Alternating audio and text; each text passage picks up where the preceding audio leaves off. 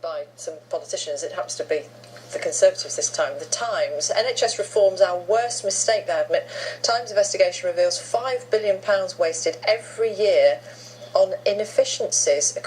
I mean, it's quite an admission, isn't it, when they press ahead with changes, Oliver, that David Cameron didn't even really understand. Yeah, I mean, do you remember, there were endless stories about it at the time. It wasn't as if people weren't telling them that this was a huge mess waiting to happen. Everyone was saying it. They had to have a special commission to do it.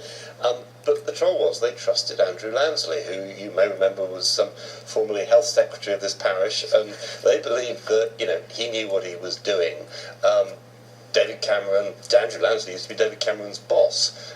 They trusted him, they went on with it, and then it became too late. And I mean, this is the story saying, we wish we hadn't done it. Well, come on, let's look at it for what it really is. This is the Times talking about NHS reforms being our worst mistake on the day that the NHS is on strike. What are you trying to say? I'm trying to say that this is not the real piece. This is not the piece that the Times would have written if it could have written a real story. So this is the Tories saying, actually, mea culpa, hands up, we've messed up. Sorry. It's too late though, isn't it? Well, Can't unravel it. So that's why, if we go on to The Guardian... Oh, look, she's doing my job for me. It's got the clear story about, for the first time, we've got Tory ministers who are going to have to scrub up and go into hospitals and hold all those babies that are ready to be born. Because that's the issue, isn't it? A 4-hour morning stoppage, delays to ambulance, non-urgent surgery, but babies are still going to need birthing. And what are you going to do about it when the midwives are on strike? It's an appalling state of affairs that our nation, as strong as it is, has the midwives at the point of entry into this world. They're not going to be here.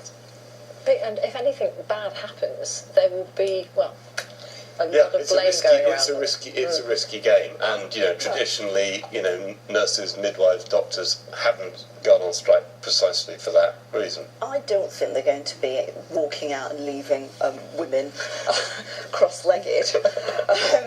And people well know what happened with myself is that I was saved by an emergency caesarean, as were my children, and I'm always grateful to the NHS, and it made me a very staunch supporter of the NHS, and I've marched for the NHS because it is the most important thing about our nation. It's often criticised, but it's often emulated all around the world.